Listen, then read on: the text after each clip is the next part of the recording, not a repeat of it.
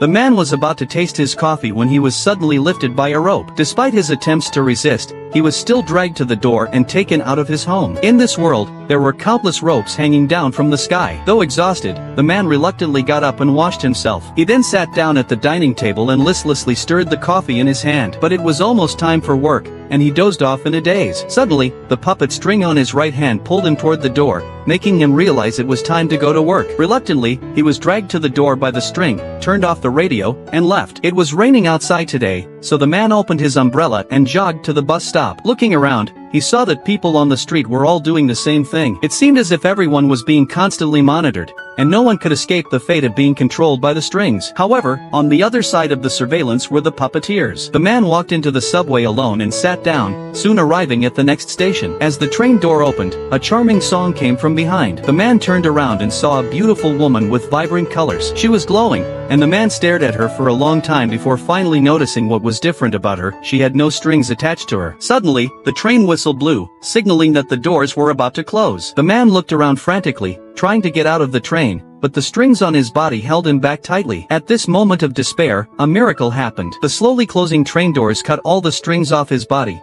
freeing him from their control. The man stood there in shock. He had never experienced the feeling of controlling his own body. As music began to play, he snapped his fingers to the rhythm. The woman watched the man approach her, and they smiled at each other. Freedom felt so wonderful. Watching the man continuously rescue people on the street, the puppeteer in front of the screen became furious. He pressed a button and sent the police to capture those who had awakened. Sensing something was wrong, the man took the woman's hand and led the crowd away. The guards chased them to a corner, but when they saw the ropes on the ground, they stood there in a daze. Aren't we all like puppets controlled by money in our lives? But there's no need to be so pessimistic. If we can't break free from the constraints of life, then we might as well become one with it.